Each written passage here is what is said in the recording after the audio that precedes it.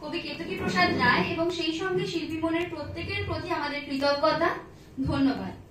আজ ছোটদের কবিতা ও গানের এই উৎসবে বলাকারকে আমন্ত্রণ জানানোর জন্য আমরা অত্যন্ত আনন্দিত। আজ কবিতায় কথায় বলাকার ছোটরা শোনাবে ওদের মনের কথা, ওদের মনের নানা ভাবনার কথা। ওদের ভাবনার নানা রং ঝরে পড়বে কবিতায় কবিতায়, কখনো রবীন্দ্রনাথ, কখনো শঙ্খ ঘোষ, কখনো বা আরণ্যক বসু। সব কবিতাতেই থাকবে ওদের ভাবনার কথা। আজ এই অনুষ্ঠানে আমরা যারা অংশ নিচ্ছি বলাকার পক্ষ থেকে, তারা হলো শুভেচ্ছা, অদ্রিজা, শ্রেয়া, তনুশ্রী, অঙ্কুর, আমি অহনা। অনুষ্ঠানের পরিচালনায় আমাদের স্যার শোভিক শাসমল, যিনি আজ বিশেষ অসুবিধার কারণে এই অনুষ্ঠানে উপস্থিত হতে পারেননি। তোমার কাছে আমি দুষ্টু, ভালো যে আর সবাই, মিত্তিরদের কালো নীলু ভাই ঠান্ডা কভাই। দুষ্টুমিতে ওরা একটু এগিয়ে থাকে, কিন্তু ওদের দুষ্টুমির মাঝেও থাকে ওদের মনের কথা, ওদের মনের অনেক রকম প্রশ্ন। ঠিক যেমন ওদের মনের একটা খুব কঠিন প্রশ্ন যে রবিবার কেন রোজ আসে না, কিংবা রবিবার কেন তাড়াতাড়ি ফুরিয়ে যায়। শুরুতে আমরা রবীন্দ্রনাথ ঠাকুরের রবিবার কবিতাটি শুনব শুভেচ্ছার কণ্ঠে। সোম, মঙ্গল, বুধ এরা সব আসে তাড়াতাড়ি, এদের ঘরে আছে বুঝি মস্ত হাওয়া গাড়ি। রবিবার সে কেন মাগো এমন দেরি করে, ধীরে ধীরে পৌঁছয় সে সকল বাড়ির ঘরে।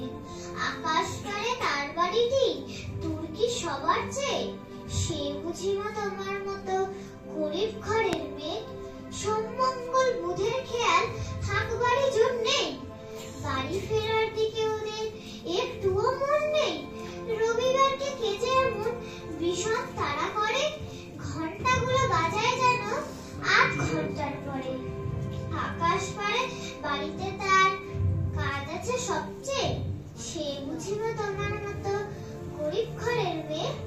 সোম, মঙ্গল, বুধের যেন মুখগুলো সব হাঁড়ি, ছোট ছেলের সঙ্গে তাদের বিষম মারামারি। কিন্তু শনির রাতের শেষে যেমনি উঠি জেগে, রবিবারের মুখে দেখি হাসি আছে লেগে। যাবার বেলায় যায় সে কেঁদে মনের মুখে যে, সে বুঝিবা তোমার মতো গরিব ঘরের মেয়ে। ছোটদের আমরা যতই দুষ্টু বলে দাগিয়ে দিই না কেন, তাদের মনে কিন্তু আছে এক আকাশ কল্পনা।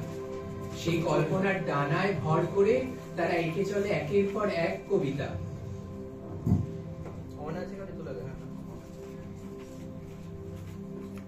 দুঃখিত, তারা এঁকে চলে একের পর এক কবিতা।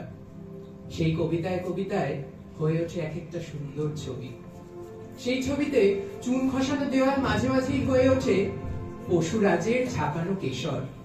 আবার চলন্ত গাছে ফুটে ওঠে নৃত্যনাট্যের ভঙ্গি। আবার শরতের আকাশে মেঘের ফাঁকে তাদের সঙ্গে দেখা করতে আসে তাদেরই রবীন্দ্রনাথ। এসব কথাগুলোকে আমরা তো মিথ্যে কথা বলে উড়িয়ে দিতেই পারি, কিন্তু মিথ্যে বলে কথাগুলো কি সত্যি হতে পারে না? এই প্রশ্নের উত্তর এবার আমরা খুঁজে নেব শঙ্খ ঘোষের মিথ্যে কথা কবিতার মধ্যে।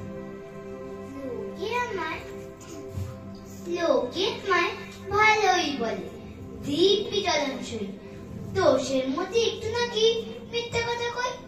ঘাট ছিটাতে যাওয়ার পথে ট্রেন ছুটেছে যখন, মায়ের কাছে বাবার কাছে করছি বকুম বকুম।